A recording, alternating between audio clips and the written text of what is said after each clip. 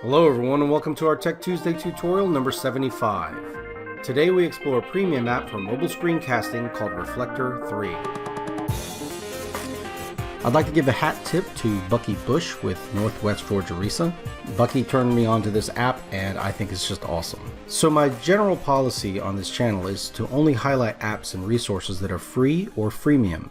That is, free with premium options. Freemium products should, as a general rule, be good enough to use with the free version alone. Well, I'm breaking that rule today to tell you about an app that I've been genuinely impressed with. I want to be clear that I am in no way affiliated with or endorsed by the company that makes Reflector 3. They're not sponsoring this video. They don't even know I exist at the time of this recording. I just think it's a useful, reasonably priced product that solves a unique problem. Okay. So with that out of the way, let's jump into it. What is Reflector 3? It's a software that you install on your computer which lets you cast or send your mobile device display to your computer. Why would you want to do this? For presenters, it's a big deal to be able to show your mobile screen on an existing Windows or Mac display. Maybe you're a classroom teacher and you want to demonstrate to your students how to do something on a mobile app. Maybe you're presenting at a conference or professional learning event about a mobile app and you want to show it easily. Maybe, like me, you want to highlight mobile apps, but you need a way to record them. There's a reason why I haven't done a Tech Tuesday on mobile apps before. There are several solutions out there for these cases, but for me, they all fell just a little bit short.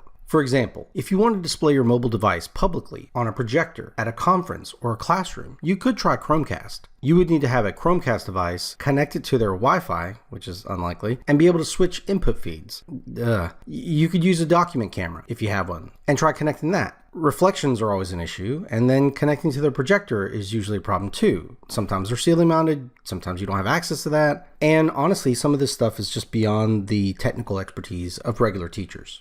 Reflector 3 takes your screen from your mobile device and puts it on your PC screen, and you can move it around as a window. So you go to their website. It's at www.airsquirrels.com. Yes, that's their domain. And you can get a trial version for 7 days. Just click on the try button up there, and then you can go down here and download. Once it's installed, you can then launch it, and it looks a little something like this. So it's a little window that floats here, and it shows your computer name or network name and a little code here. This code is used if you're using AirParrot, which is a separate app. You don't really need that. If you're connecting on an Android or iOS, you can actually just use either AirPlay or Google Cast. So an Android, you'll use up Google Cast, formerly known as Chromecast. You can do this also on a Chromebook and display it to here. And on an iPad, you would be using AirPlay. It's built into your iOS device. If you're on a Windows device, you can actually use Miracast. Oh, by the way, you can cast multiple devices to your screen at once. So that's kind of awesome too.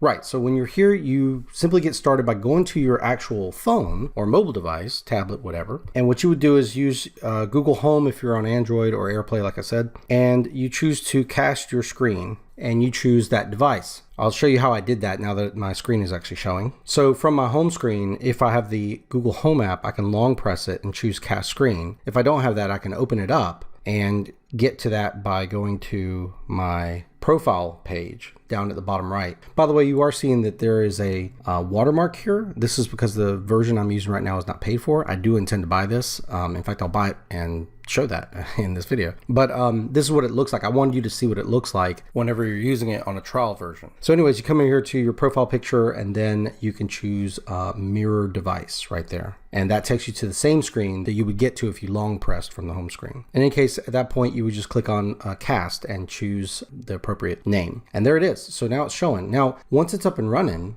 you can do a couple of things. There's a little icon up here for options for this device itself. So you can come here and say what kind of frame do you want to use or what scale do you want to use? You know, whether you're gonna fill the entire screen and make it big or gonna keep it the default size, which is the actual size of pixels of the device itself, which is I think better, especially if you're screen recording. And whether or not you want this to show up always on top, even if there's something else on the screen, and a few other things you can disconnect here. But Up here you can take pictures and save screenshots to your computer wherever you'd like them. You can also come over here and record and choose where you want to save it. So I'm recording it right now, and I can drive it using my mobile device itself. You do not actually control it using your computer, you control it using your mobile device, and then you can go in here and open up apps and things like that and show whatever you need to show. And it's recording all of this and displaying all of this. When I hit done, click on the little red button up here, it's going to ask me where I want to save this. I've already saved one previously. I'll save another here, and it saves as an MP4. We're good. So you can actually do recording here, or you can use recording with software like I'm using with Camtasia so that you can see the regular Windows screen and you can see, the device at the same time. That's about as easy as it gets. There's an option here for you to record specific things or to record all of them. If you're displaying multiples, you can drive it here with this window. You can also full screen it here. You can also rename your device, and you can go in here to options and go to preferences. The preferences basically lets you change the broadcast name of your device, change how the connection is going to be used, how high resolution it is. On recording, what kind of quality you want to record with, and a few other little advanced things, like whether or not you're even enabling AirPlay and Google Cast and a few things like that. For the most part, you never have to look at any of this stuff. For the most part, you can just drive it from here and you're done. And anytime you want to disconnect, you just go over here and click X, and that device is no longer connected. So it's so simple to get started with this. At $15, it's not an unreasonable price. It's about the price of a good meal out. And you're supporting the developers of really good software like this. I like software that's elegant, that's easy to use, really simple, gets the job done, and doesn't pester you or bug you. And I think Reflector 3 is one of those titles. Your usage may vary. I think in the classroom, it's actually pretty nice to be able to show what's on your screen and show that to your students in no time, and even have them be able to cast to your screen as well. If you're going to be using this a lot in the classroom, the education version may be worth checking out. I'll try to do a Tech Tuesday video on it at a later date. But if you're an individual presenter and you're going to conferences and presenting at PL events, this is absolutely essential if you're going to do anything on a mobile device. Okay, I've purchased it now, and this is how I register. You go over here to the options, choose register, and then you put in your license code below. Then you activate it. It's going to say thank you for purchasing this. And now when I display my screen, you'll see that I no longer have the watermark there. Likewise, if I record something, it's no longer going to leave the watermark on the recording. So here's an original one that I recorded on trial. You'll see it's right dab in the middle of your recording. And then here's the one after it's been purchased. Nice and clean. Okay, I hope you all enjoyed this video, and I hope you found it useful. And if you did, go ahead and click that like button. Heck, why not support us and click that subscribe button? Leave a comment or an idea for a Tech Tuesday video below. Share this video with your friends, and we'll see you guys in the next video. Bye-bye.